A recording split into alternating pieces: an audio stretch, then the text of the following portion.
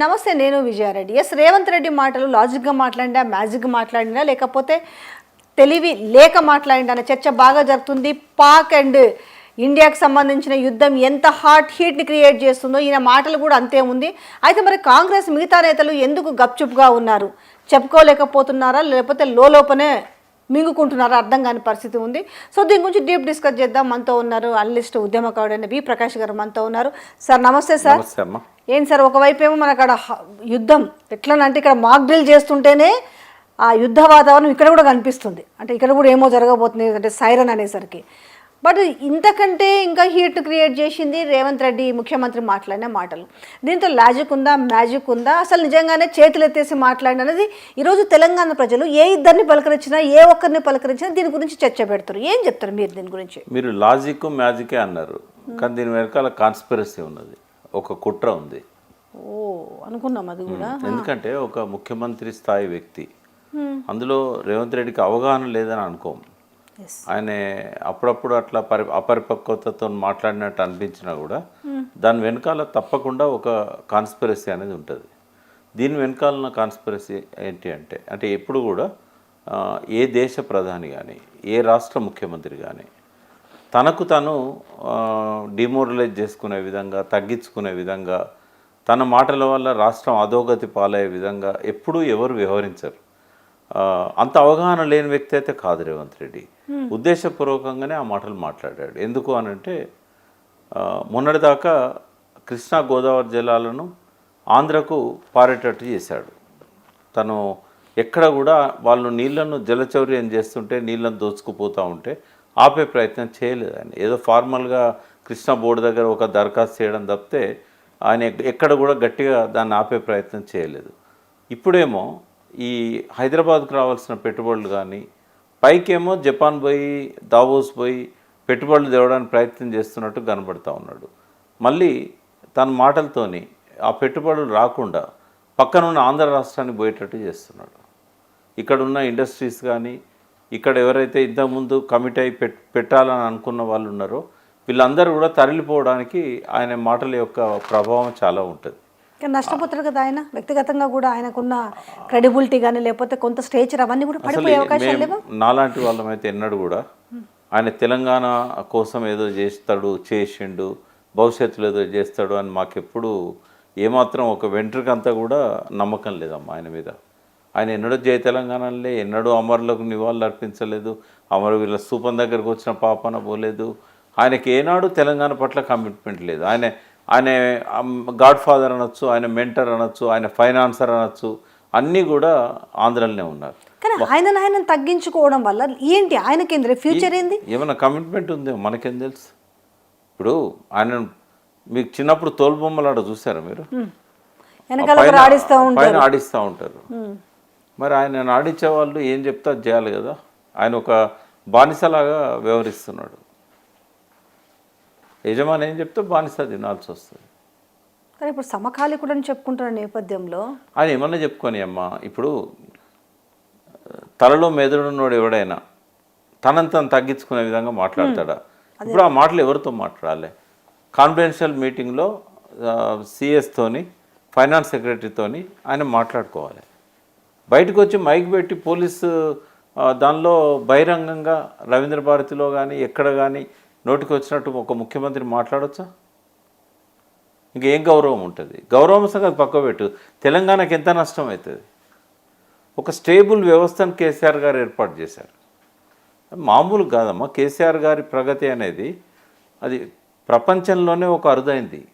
ఆ గ్రోత్ ఏదైతే ఉందో, ఆ 10 సంవత్సరాల గ్రోత్ మామూలు గ్రోత్ కాదమ్మా. అది మీరు జిఎస్టిపి తీసుకోండి, పర్ క్యాపిటల్ ఇన్కమ్ తీసుకోండి, ఏది తీసుకున్నా కూడా, ఈవెన్ అప్పులల్లో కూడా మిగతా అన్ని రాష్ట్రాల కంటే ఆ అప్పులల్లో గ్రోత్ రేట్ ఎక్కువేం లేదు తెలంగాణది. ఏ రకంగా చూసినా అప్పులల్లో 24వ స్థానం. ఇప్పుడు పబ్లిక్ డెప్ట్ అని బడ్జెట్లో ఇస్తుంటారు. మొన్న బట్టి విక్రమార్క పెట్టిన దానిలో కూడా 2024 నాటికి పబ్లిక్ డెప్ట్ ఎంత ఉన్నదమ్మా? అది 4,17,000 కోట్లు. సరే, కార్పొరేషన్ రుణాలు అవి ఇవన్నీ కలిపినా కూడా 6,71,000 కోట్లు.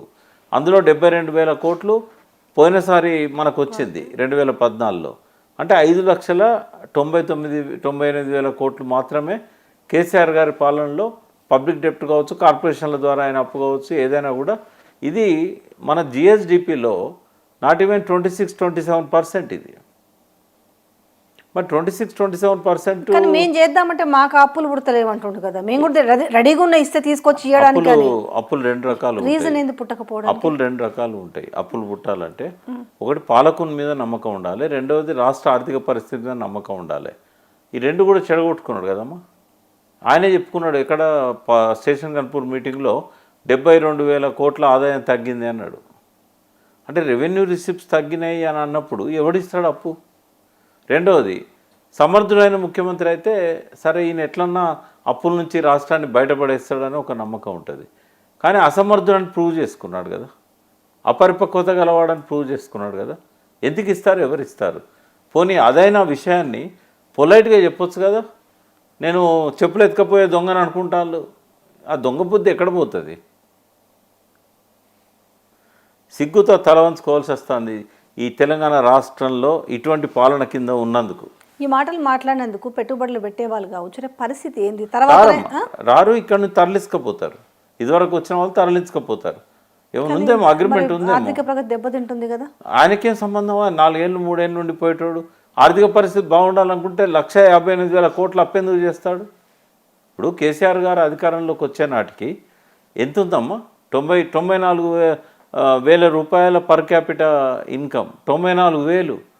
దాన్ని తీసుకొచ్చి 3,47,000 తీసుకొచ్చాడు కదా. 97,000 నుంచి 3,47,000 పర్ క్యాపిటల్ తీసుకొచ్చాడు. జిఎస్డిపికి వచ్చేసరికి 4 లక్షల కోట్ల నుంచి 14 లక్షల కోట్లకు, 14.5 లక్షల కోట్లకు పోయింది. ఇప్పుడు కూడా 16 లక్షల కోట్లు ఉంది జిఎస్డిపి. దానికి కేసీఆర్ వేసిన పునాదే కారణం. అసమర్థుడు, దాన్ని కాపాడుకోలేకపోతున్నాడు. కొత్త క్రియేట్ చేయకపోయినా పర్లేదు కానీ ఉన్న రాబడులను కూడా తగ్గించుకుంటున్నాడు కదా. అంటే ఈ మాట వల్ల రేపు ఎవరైనా కూడా అంటే ఇప్పుడు ఉద్యోగులు అంటే ఇప్పుడు సంక్షేమ పథకాలు అడిగే వాళ్ళు నోరు తెరిచి అడగకుండా ఇంకా ఏమీ లేవని చెప్పే ఉద్దేశమా? రెండోది, ప్రభుత్వ ఉద్యోగులు సమ్మెలు రేపు ఇవన్నా కూడా ఏమీ లేవు నా దగ్గర, పీక్కుంటారో లాక్కుంటారో కోసుకున్నా కూడా ఏమీ లేదనే పదం కూడా వాడడం జరిగింది. అంటే ఈ 3 ఏళ్ల పాటు ఇంకా ఎవరు సమ్మెలు చేయకుండా రోడ్లపైకి రాకుండా ఉంటారన్న ఉద్దేశంతో ముందుగానే ప్రివెన్షన్ అనుకోవచ్చా? చేయకుండా ఉంటారా అమ్మ సమ్మెలు? ఆకలినో రోడ్డు మీదకి పైసలు లేవంటుండు కదా. లేవంటే మాత్రం నమ్ముతారా? రారా? మరి అప్పుడు కేసీఆర్ ఉన్నప్పుడు బడ్జెట్ ఎంతమ్మా? రాబడి ఎంత? 62,000 కోట్లు. 62,000 కోట్లు ఆదాయం రెవెన్యూ ఆదాయము 62,000 కోట్లు. అందులో ట్యాక్స్ ఇన్కమ్ ఎంత? 29,000 కోట్లు. 29,000 కోట్ల నుంచి 1,12,000 కోట్లకు ట్యాక్స్ ఇన్కమ్ పెంచాడు. మీకు ఇంకోటి కూడా చెప్తున్నా, ట్యాక్స్ రెవెన్యూస్ మీదనే 88% ట్యాక్స్ రెవెన్యూస్ మీద తెలంగాణ ఆధారపడ్డది. ఇది భారతదేశంలో జనాభాతో పోల్చినప్పుడు 15 పెద్ద రాష్ట్రాలలో నంబర్ 1 పొజిషన్లోకి తీసుకొచ్చి పెట్టారు కేసీఆర్ గారు. అంటే 88% సొంత వనరుల మీద ఆధారపడ్డ రాష్ట్రం తెలంగాణ. కేంద్ర ప్రభుత్వం దిక్కు చూసి చేయిదాసి అడగాల్సిన అవసరం లేకుండా. ఏం మార్పు వచ్చింది 15 నెలలు? మరి తగ్గిపోయింది కదా, సొంత రాబడులు తగ్గిపోయినాయి కదా. హైడ్రా వల్ల, మూసీ వల్ల రియల్ ఎస్టేట్ దెబ్బతిన్నది. అన్ని రంగాలలో కూడా ఇన్కమ్ తగ్గుతూ వచ్చింది. ఈయనకున్న అపరిపక్వత వల్ల కావచ్చు, అసమర్థత వల్ల కావచ్చు, ఆ నోటి దూల వల్ల కావచ్చు. సరే ఓకే, నాకు తెలియదు కానీ మిగతా వాళ్ళు కనీసం ఒక సలహా ఇచ్చే పరిస్థితి లేదా? ఇస్తున్నా తీసుకోవడం లేదు. మిగతా వాళ్ళైతే క్యాబినెట్లో అంతకుముందు అయితే ప్రభుత్వంలో పనిచేసారు కదా, కొంత అవగాహన అయితే ఉంటుంది కదా. మాట్లాడతలేరమ్మా. ఇప్పుడు ఉదాహరణకు ఈయన 100 సార్లు చెప్పిండు కాళేశ్వరం అని, కూలేశ్వరం అని, కాళేశ్వరం పోయిందని, మేడిగడ్డ పనికిరాదని, ఇట్లా 100 సార్లు చెప్పాడు. నాకు ఒక్క ఇంజనీర్ అన్న చెప్పిండు అమ్మ. ఇది ఈఎన్సీ దగ్గర నుంచి కాళేశ్వరంలో ఉన్న ఒక అసిస్టెంట్ ఎగ్జిక్యూటివ్ ఇంజనీర్ వరకు చిన్న స్థాయి ఎవరైనా చెప్పిందా కాళేశ్వరం వేస్ట్ అని? కూలేశ్వరం అని చెప్పిందా? అన్నారం సుందిలో పనికిరావని చెప్పిందా? ఎన్డీఎస్ఏ చెప్పిందా? ఎన్డీఎస్ఏ రిపోర్ట్ ఏదో వచ్చింది కదా. ఎన్డీఎస్ఏ రిపోర్ట్లు ఏం చెప్పిందమ్మా? నిపుణులను పెట్టి పరిశీలించాలని చెప్పారు. అన్ని ఎన్డీఎస్ఏ రిపోర్ట్ ఎవరైనా చదివిందా అసలు? అది పనికిరావని చెప్పిందా? అన్నారం సుందిల్లో రిపేర్లు చేయమని చెప్పింది. మేడిగడ్డను ఎవరైతే దానిలో ఈ నిపుణులు వచ్చి పరిశీలన చేసిన తర్వాత దాన్ని మళ్ళా కట్టాలని చెప్తాంది ఎన్డీఎస్ఏ. గతంలో కూడా చెప్పారు వాళ్ళు వచ్చి. సరే అయితే ఇప్పుడు ఈ రాష్ట్ర అంటే ముఖ్యమంత్రి మీరన్న ప్రశ్నకి ఏంటంటే ఇరిగేషన్ డిపార్ట్మెంట్ ఎగ్జాంపుల్ ఇచ్చాను నేను. ఏ డిపార్ట్మెంట్లో ఎవ్వరూ నోరు తెరిచి మాట్లాడడం లేదు. ఒక మాట చెప్తా, రామకృష్ణారావు సమర్థుడా అసమర్థుడా?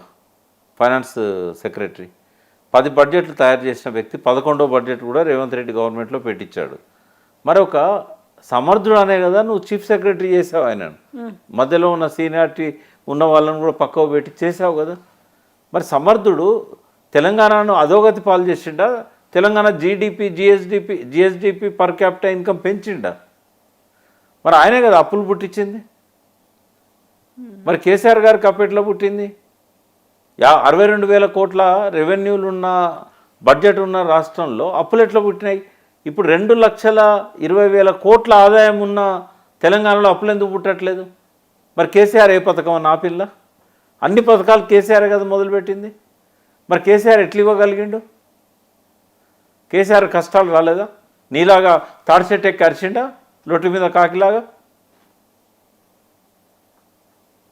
సభ్యత అడ్డం వస్తుందమ్మా. పార్లమెంటరీ పదాలు వాడాలి కదా. మొన్న నేను ఒక 2 మీటింగ్లలో అన్పార్లమెంటరీ వర్డ్స్ వాడినాను. ఎందుకంటే రక్తం సలసల మరుగుతుంది.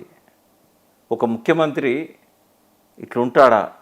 తెలంగాణ 1,200 మంది బలిదానాలతోని, ఎంతోమంది నాయకుల త్యాగాలతోని 60-70 ఏళ్ళు కష్టపడి సాధించుకున్న తెలంగాణ ఎంత రక్తం ఉలికింది నేల మీద. 30-35 మంది ఇటు పోలీసుల చేతుల్లో, అటు నక్సలైట్ల చేతుల్లో, నక్సలైట్లో పోలీసులో మరణించిన భూమి ఇది. ఒకవేళ తెలంగాణ 69లో వస్తే ఈ నక్సలైట్లు ఉండకనే పోయేవాళ్ళు. ఆ నక్సల్ బరిలోనే పరిమితమైన ఉద్యమాన్ని తెలంగాణకు తెచ్చే వాళ్ళే కాదు. ఓ పక్కన 35,000 మంది రైతులు బలిదానాలు చేసుకున్నారు. ఆటలు ఆడుకుంటుండా, తమాషా అనుకుంటుండా? ఆయన అసెంబ్లీలో కొట్టిన డైలాగే నేను కొడతా, బట్టలు ఊడదీసి తరుముతారు. శ్రీలంకలో చూసాం కదా. శ్రీలంకలో ఆ రాజప్రసాదం మీదకి ప్రజలంతా కూడా కట్టెలు పట్టుకొని గుత్పలు పట్టుకొని పోతే ఆడు దొంగతనంగా ఫ్లైట్ ఎక్కి పారిపోయాడు. ఏ దేశం కూడా మా దేశానికి రావద్దని చెప్పింది. ఆ పరిస్థితి భారతదేశంలో ఇప్పటిదాకా ఏ ముఖ్యమంత్రి రాలే. కానీ మన ముఖ్యమంత్రికి వస్తుంది, మనం కల్లారా చూస్తాం. రేపు సమరశంకం ఊతున్నారు ఎన్జిఓలు. ఇవాళ రాత్రి నుంచి ఆర్టీసీ వాళ్ళు బస్సులు బంద్ పెడతామన్నారు. ఇదంతా జరుగుతుంది. రేపు పెన్షన్లు ఇవ్వకపోతే పెన్షనర్స్ వస్తారు. లేవంటుండు కదా. అదే లేవంటే నీ అసమర్థులను దిగిపో అని చెప్తారు. నీకు చేత కాదు, నువ్వు దిగిపో. ఇప్పుడు వాళ్ళు ఎవరన్నా బ్యాంకు వచ్చిన వాళ్ళు చెప్పుల దొంగ అనుకున్నారో అనుకోలేదో మనకు తెలియదు, కానీ ప్రజలైతే అనుకుంటారు ఈ దొంగని నెత్తిన పెట్టుకున్నాం అని అనుకుంటారు. దీన్ని రిఫ్లెక్షన్ ఏ విధంగా ఉండబోతుంది? అసలు పరువు పోతుందమ్మా. మాలాంటి వాళ్ళకు గుండె రగులుతుంది. రాహుల్ గాంధీ ఇప్పుడు ఏంది ఇట్లా మాట్లాడిన దానికి ఏమైనా నిర్ణయం ఉన్నదే? 3 రాష్ట్రాల్లో ఉంది, హిమాచల్ ప్రదేశ్, కర్ణాటక. మంచి మాట అన్నారు. 1963లో ఆఖరిసారి తమిళనాడులో కాంగ్రెస్ పార్టీ అధికారంలోకి వచ్చి ఉన్నది. 63. మామూలు వ్యక్తి కాదు ఆయన. రేవంత్ రెడ్డి లాంటి ముఖ్యమంత్రి కాదు. నెహ్రూకు, ఇందిరాగాంధీకే వాళ్ళు గౌరవించే ఒక గొప్ప వ్యక్తి కామరాజ్ నాడార్. ఆ తర్వాత మళ్ళీ తమిళనాడులో అధికారంలోకి వచ్చిందా? 70 ఏళ్ళు ఇప్పుడు. ఎన్నడు రాలే. సిద్ధార్థ శంకర్ రాయ్ ఒక గొప్ప చీఫ్ మినిస్టర్. ఆయన ఇందిరాగాంధీ దగ్గర, నెహ్రూ దగ్గర ఆయనకు అద్భుతమైన పేరు ప్రతిష్టలు ఉండే. 66లో దిగిపోయాడు. 66-67. ఈరోజు వరకు బెంగాల్లో కాంగ్రెస్ ఎన్నడూ మళ్ళీ రాలే. So is the last chief minister of 150 years Congress party in Telangana. మళ్ళీ జన్మల కాంగ్రెస్ ఇక్కడ ఊపిరి పీల్చుకోదు, అడుగు పెట్టదు. కాంగ్రెస్ని ఎవడు నమ్మడు. ఇప్పుడు పుట్టిన పూర్వం దగ్గర నుంచి 100 ఏళ్ళ ముసలం దాకా కూడా ఎవడు నమ్మడు. ఇంకో 10 తరాలు పోయే తర్వాత చూడాలి మనం కాంగ్రెస్. ఆ కాంగ్రెస్ను భూస్థాపితం చేయడానికే వచ్చాడు ఈయన. ఆ కాంగ్రెస్ ముసుగేసుకొని. తెలంగాణ ప్రజలందరూ కూడా ఈరోజు ఆశ్చర్యపోతున్నారు. ఏంది ఇదా మేము చూస్తున్నది అనుకునే ప్రజల్ని ఏ ఒక్కరిని పలకరించినా కూడా చేరదనుకుంటారేమో, కానీ పబ్లిక్ ఇంత చేతగాని తనం అనే కాడికి వచ్చేసారు. అంటే ఇప్పుడు వాళ్ళని వాళ్ళు తిట్టుకోవాల్సిన పరిస్థితి. ఇటువంటి మనం ఎత్తున పెట్టుకున్నామని. సరే అది ఎట్లున్నా ఇప్పుడు మార్చలేం కాబట్టి ఇంకా ఆయనంతటా ఆయన రాజీనామా చేయాలి, లేకపోతే ప్రజలన్నా దించేయాల్సి వస్తుంది. ఆ పార్టీ నాయకులన్నా దించాల్సి వస్తుంది.